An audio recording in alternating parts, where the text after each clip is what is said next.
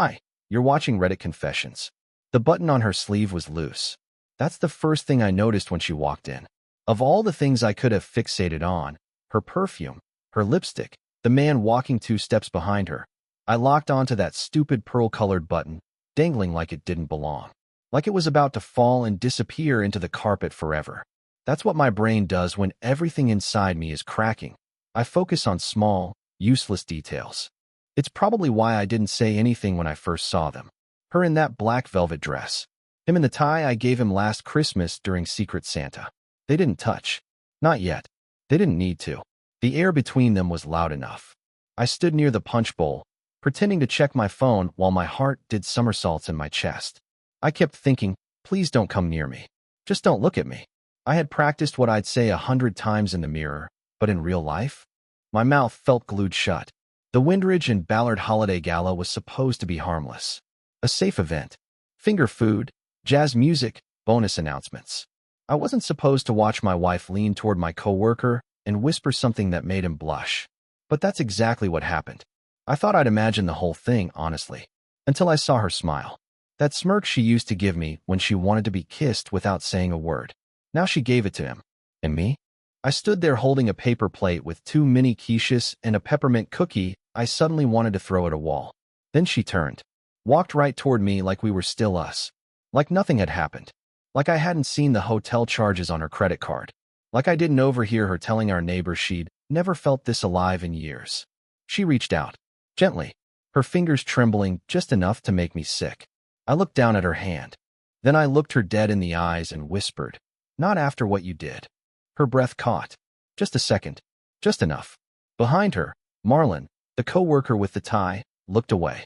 He knew. Or maybe he didn't. But I knew enough for all 3 of us. I didn't raise my voice. Didn't cry. Didn't cause a scene. I just turned. Walked past the champagne tower. Past the people laughing. Past the CEO, giving his speech about company values. And I left. I don't know what she did after that. I don't know if she cried, chased me, or just walked back to him like I never existed. But I know this. When a woman breaks something delicate, she often doesn't hear the sound. I did. And it's still ringing. I didn't go home after I left the party. I couldn't. Home was where her slippers sat beside mine, where her coat still hung on the hook I drilled into the drywall during our nesting phase. So instead, I drove to the lake, the one with the broken bench near the east dock. I just sat there with my coat zipped all the way up, holding the key fob to our apartment in one hand like it meant something. My phone buzzed 12 times. I didn't check. She could scream into the void for all I cared. I don't know what made me go back the next day. Curiosity? Or that pathetic part of me that still thought, maybe, if I asked the right question, she'd admit it was all a mistake. But when I walked into our place, the first thing I saw was the silver fork. One of those tiny dessert ones, just sitting on the counter. Not from our set. Not from our kitchen. It still had chocolate on the tines. And there, next to it, was a tie. Not mine. I knew it was Marlon's. Because I had bought it. I had watched him unwrap it. "This is actually classy," he'd said with that smug half-smile. And now it was resting in my kitchen like some calling card from a thief who didn't bother to run. I didn't yell. I didn't touch anything. I just stood there, listening to the hum of the fridge, wondering if the place had always smelled like his cologne or if it was just burned into the air now. That's when she walked out from the bathroom. Wet hair, robe, towel in hand. She stopped mid-step, like someone had slammed on an invisible brake. "You're not supposed to be here," she said. Calm. Too calm. As if I was the problem. As if I had broken some unspoken truce. "I live here," I said. My voice came out thin, like it was afraid of itself. She opened her mouth like she was about to argue. But then something strange happened. Her bottom lip twitched. Not from guilt. She wasn't built for that. But fear. Not fear of me, no. Fear that I knew. That I finally knew. I walked past her, into the bedroom. The sheets were rumpled. Not our usual way. There was a second water bottle on the nightstand. The blinds were open, which she never did in the morning. She said the light gave her headaches. I didn't speak. I just walked to my closet, grabbed the small fireproof box from the top shelf, and left. She followed me to the door, hand clutching her robe closed, eyes darting like a raccoon trapped in a trash can. "Cliff," she said, but I didn't let her finish. "The fire alarm in this place works, Vanessa," I said, my voice shaking. You just never thought I'd smell the smoke. Then I closed the door behind me. I didn't open the fireproof box right away. I sat with it on my passenger seat like it was a living thing, breathing quietly, pulsing with the weight of what I knew was inside. I drove aimlessly for a while, passing grocery stores I never shopped at, schools I had no kids in, and parks where people walked dogs that didn't care about betrayal. Everything looked normal, but I wasn't. Eventually, I pulled into the empty parking lot of an old car wash that had been shut down since February. That's where I popped the box open. The hinges squeaked like they hadn't been touched in years. I kept only a few things inside. Our marriage license, a USB drive of old anniversary photos, and an envelope I never thought I'd open again. It was from her. A letter she'd written me 10 years ago when she had appendicitis and thought she might die during surgery. Back when we still said forever, like it was a fact. I didn't read the letter. I couldn't. Instead, I grabbed the USB drive and plugged it into my laptop. I hadn't looked at those photos since our 4th anniversary. There we were, me in that itchy gray suit, her in the blue dress with a broken zipper that I'd fixed with a paperclip before dinner. We were smiling like idiots. We didn't know we'd become these people. Or maybe we did and ignored it. But what gutted me more wasn't the photos. It was what came next. I saw a folder I didn't recognize. It had a weird string of numbers as the title. I must have backed up one of her drives by accident years ago. Curiosity, or maybe that sick need to hurt myself, made me open it. Inside were videos, dozens of them. Clips from vacations, parties, office lunches. And then, one that didn't fit. It was dated 6 months ago, taken in a hotel room. Her voice, her laugh, a man's hand brushing her hair back. You couldn't see faces, but I knew. I knew her shape, her movements. The way she whispered, "Wait," I heard something, and then giggled like she used to when we were still new. I slammed the laptop shut, breathing hard, like I'd just run a mile. My heart wasn't just broken, it was humiliated, crushed under the weight of something I couldn't name. I wasn't just betrayed. I was replaced. I sat there until the sun dipped below the horizon, holding the USB like it might explode. And then, out of nowhere, my phone buzzed again. This time I looked. "Vanessa, we need to talk." I never meant for it to go this far. That's when I laughed out loud in the dark. A sharp, bitter sound that didn't sound like me. Go this far? She had crossed continents, burned bridges, and danced on the ashes. And now she wanted to talk? I didn't reply. I just put the USB back in the box, shut it tight, and whispered, "I hope you're choking on the smoke, Vanessa. I hope you feel it now." But deep down, I knew she didn't. 2 days passed before I saw her again. She let herself into the apartment using her spare key, probably assuming I was at work. I wasn't. I'd taken sick leave, claimed I had some sort of flu, but the only thing infected was my pride. I heard the door open and watched from the bedroom as she walked in holding a plastic grocery bag. That's when I knew she was about to try fixing things the only way she knew how, by pretending none of it happened. She unpacked the bag on the kitchen counter. My favorite soup. The overpriced kind in a glass jar she used to make fun of. A pack of cherry lozenges I used to keep in my desk drawer at work. And a small paper bag from that bakery in Midtown. The one with the lemon shortbread cookies she only bought when she was guilty. I could practically smell the performance from across the room. She hadn't noticed me yet. She moved through the apartment like it was still hers, like she hadn't turned it into a set for lies. I stepped into the kitchen just as she placed the cookies on a plate, arranging them like some Pinterest mom who never cheated on her husband. She froze when she saw me, hands hovering above the counter like she'd been caught stealing. "I didn't know you were home," she said softly, blinking a little too fast. I nodded once. No anger, no warmth, just a single, hollow gesture. "I brought your favorites," she added, like that held the power to undo the video seared into my memory. "I thought we could talk." I pointed to the couch without a word. She sat down like a nervous schoolgirl, legs crossed, back straight, her hands clenched together so tightly her knuckles turned white. "I don't even know how it started," she began. "It was never about love. It was a stupid mistake. I felt invisible, Cliff. For months, like I was living with a ghost." The irony of that statement almost made me laugh. "You felt invisible? While I was folding your laundry and defending you at every family dinner." She kept going. Long strings of sentences that sounded like lines from a drama series she'd rehearsed in front of the mirror. "I missed being wanted. It didn't mean anything. I never planned to hurt you."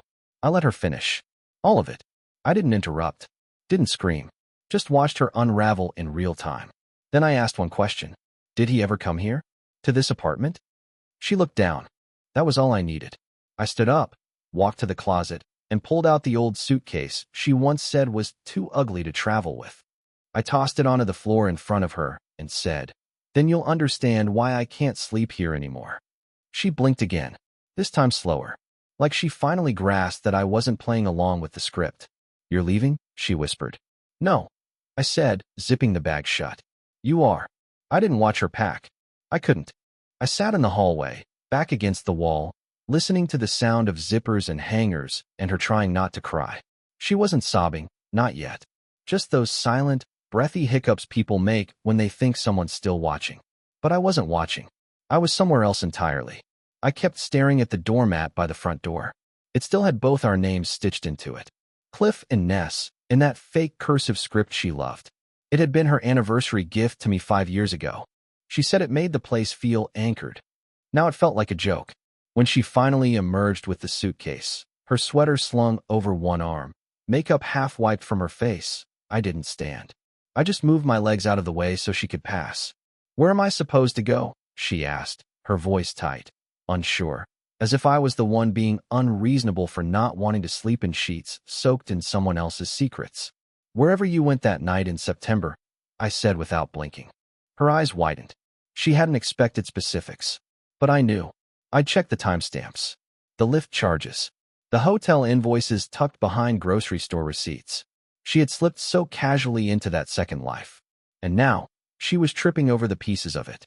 "I thought if I came clean, if I admitted everything," she started, but I cut her off with a laugh. Not a loud one, just that soft, sad kind that feels like it's bleeding out of your chest. "You didn't come clean," I said. "You got caught. You got clumsy. That's not the same thing." She stood there, her hand gripping the suitcase handle like it was the only stable thing left in the world. I almost felt sorry for her. Almost. But then I thought about the photos, the videos, the fact that she brought him into our space, into the kitchen where we'd slow danced barefoot once while pasta overboiled and smoke filled the room. He got to be there for that. I didn't. I didn't love him, she whispered like it was her final defense. "That's worse," I said quietly. "Because you still chose him." Repeatedly, and without guilt. She didn't say goodbye. She just turned and left. The door closed gently behind her, like it still believed in the soft ending she didn't earn. I didn't move for a long time. I just sat there, knees up, palms against my forehead, wondering how the person I trusted most had become a stranger with my favorite mug in her hand and my loyalty in her trash. Eventually, I stood up and peeled the doormat off the floor. I walked it straight to the trash chute and let it fall into the echoing dark. No ceremony, no final words. Back inside, the apartment looked untouched. But it wasn't. Every room felt like a crime scene where the suspect got away. And worst of all, I still missed her. That's the part no one tells you about betrayal. You don't stop loving them. You just stop recognizing who they are. It was her sister who broke the last piece of the illusion. I hadn't expected it. We weren't close. I always got the feeling Carrie didn't think I was good enough for Vanessa. She used to tease me for being too quiet, too plain, too mellow. But when she called me the week after Vanessa left, her voice sounded different, hesitant, like someone preparing to defuse a bomb. "Cliff," she said after a long silence. "I probably should have told you this sooner." I didn't respond. I just leaned against the window, watching raindrops slide down the glass like they had somewhere better to be. She told me about Marlon a long time ago. She promised it was over. My breath caught. So this wasn't a recent mistake. It wasn't a moment of weakness. It was a decision, a sustained, rehearsed betrayal stretched over time, sealed with secrecy and silence. I had been walking through months of a fake reality while everyone else kept their mouths shut to protect me. She swore it didn't mean anything, Carrie continued. I told her to come clean. I begged her. But she just said she couldn't lose you yet. Yet, that word twisted the knife in ways I wasn't ready for. Not couldn't lose me at all. Just not yet. Like I was a job she couldn't afford to quit until she secured the next one. Carrie didn't stay on the line much longer. I don't think she could stomach the guilt. But before she hung up, she said one last thing. "She still talks about you like you're the best man she ever knew." I just thought you should hear that. It didn't feel like a compliment. It felt like a consolation prize handed out at a rigged game. I sat with that phone call for hours, walking circles in the apartment like it would change the layout. It didn't. Her ghost still lingered in the spaces where she once hummed while brushing her hair, where she used to lean against the counter and call me boring in that fake cute way.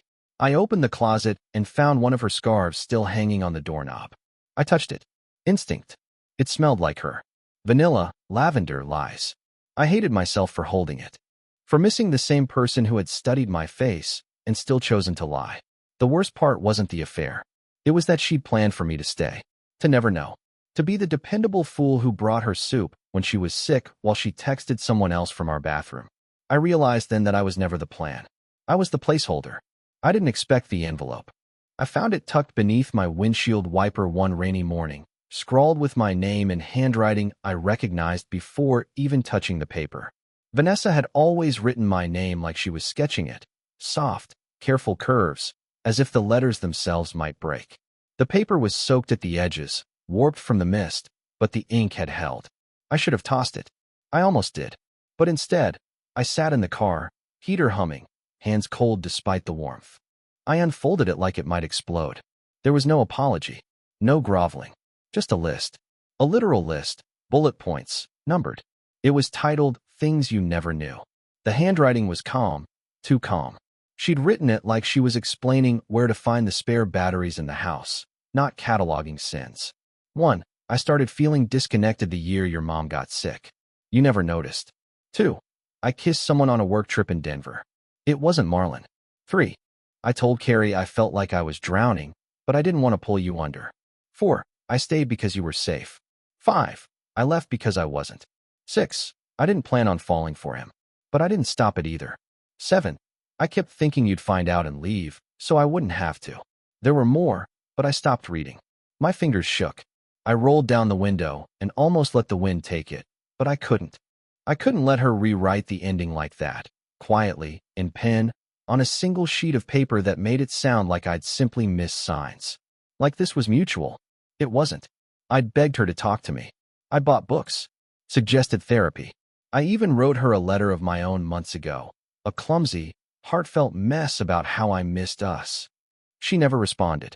And now she was turning our history into a checklist of justifications? I drove straight to the old storage unit we once shared when we moved in together. The key still worked. Inside was a dusty box labeled spring stuff. I pulled out the worn-down picnic blanket we'd taken to the lake 100 times. There was a tear in the corner. She always said she'd sew. She never did. Just like everything else. I laid the letter down on it and burned it right there with my car lighter and a half-empty coffee cup for safety. Watched every numbered excuse curl into ash. I wasn't going to carry her guilt for her. Not anymore. 3 months passed. No contact. No texts. No week. I miss you voicemails at 2 a.m. It was like she'd disappeared into the very life she'd been building behind my back. Maybe that should have hurt more. But the silence, strangely, started to feel like freedom. I changed little things first. New bedsheets. Threw out the mugs we bought at that street fair in Maine. I deleted the shared playlists. I even let the apartment get messy for a while, just to see if the world would end if I didn't make the bed. It didn't. Eventually, I realized I liked the quiet. I liked the space. I liked not walking on emotional glass. One Saturday, I drove to Riverview, this old park she used to hate because there were too many bugs. I went alone. I brought one thing with me, the wedding ring. I hadn't worn it since the night of the party. It had lived on my nightstand ever since, catching dust and shame. I sat on the bridge above the stream for nearly an hour, turning the ring between my fingers like it was still warm. I thought I'd cry, but I didn't. Not even a lump in my throat. Just peace. I whispered, thanks for the lesson, and let it fall into the water. No drama. No theatrics.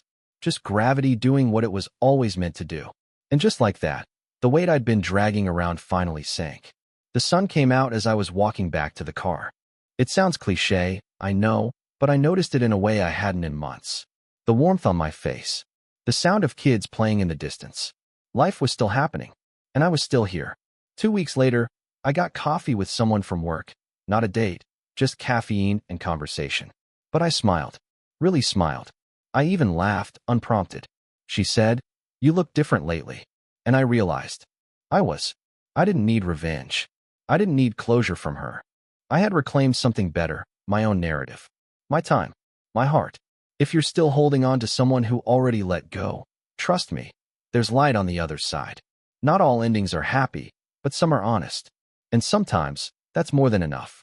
Thanks for joining me on Reddit Confessions. If you made it to the end, I'd love to hear your thoughts. What's a turning point in history that felt like the end, but became a new beginning? Drop it in the comments. And don't forget to subscribe, because every confession has a chapter that changes everything.